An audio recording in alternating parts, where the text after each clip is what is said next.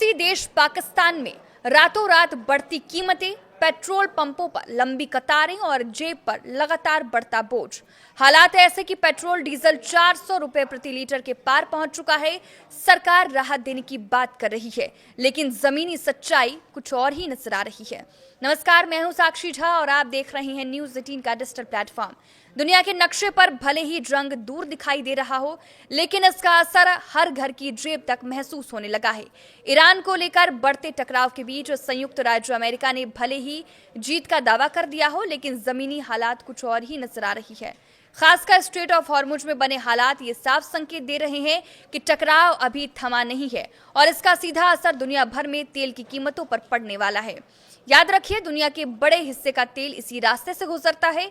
ऐसे में यहाँ जरा सी भी हलचल पूरे ग्लोबल मार्केट को हिला देती है और इसी का सबसे बड़ा असर पड़ रहा है हमारे पड़ोसी देश पर, यानी कि पाकिस्तान में हालात तेजी से बिगड़ रहे हैं। ईंधन की कीमतें अब आम आदमी की पहुंच से बाहर होती जा रही है। पेट्रोल और डीजल की कीमत 400 रुपए प्रति लीटर के पार पहुंच चुकी है, यानी गाड़ी चलाना अब एक मजबूरी नहीं बल्कि महंगी जरूरत बन गई है। सरकार ने गुरुवार देर रात एक बार फिर कीमतों में बढ़ोतरी कर दी।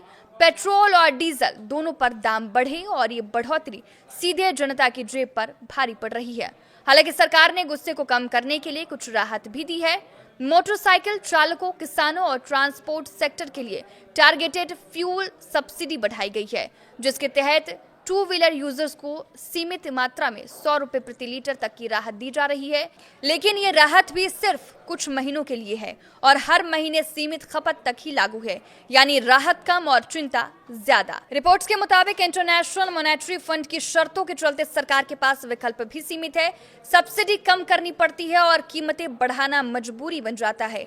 हाई स्पीड डीजल जो ट्रांसपोर्ट और माल ढुलाई की रीढ़ माना जाता है, उसकी कीमतों में उछाल सीधे महंगाई और बढ़ाने वाला है। यानी आने वाले दिनों में सिर्फ पेट्रोल डीजल ही नहीं बल्कि खाने पीने से लेकर रोजमर्रा की हर चीजें महंगी हो सकती है। इस बीच खुद पाकिस्तान के मंत्री भी मान रहे हैं कि भारत की स्थिति उनसे बेहतर है।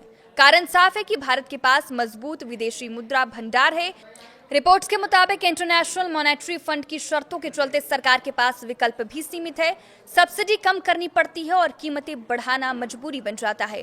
हाई स्पीड डीजल जो ट्रांसपोर्ट और माल ढुलाई की रीढ़ माना जाता है, उसकी कीमतों में उछाल सीधे महंगाई और बढ़ाने वाला है।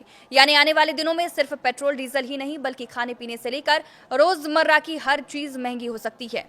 इस बीच खुद पाकिस्तान के मंत्री भी मान रहे हैं कि भारत की स्थिति उनसे बेहतर है। कारण साफ है, भारत के पास मजबूत विदेशी मुद्रा भंडार है, रणनीतिक पेट्रोलियम स्टॉक मौजूद है और तेल सप्लाई के कई विकल्प भी। यानी वैश्विक संकट के बावजूद भारत के पास संभलने की ज्यादा क्षमता है। लेकिन बड़ा सवाल अभी भी यही है, क्या ये तेल संकट और गहराएगा? क्या कीमतों में और उछाल आएगी? और क्या इसका असर पूरे दक्षिण एशिया को अपनी चपेट में ले लेगा?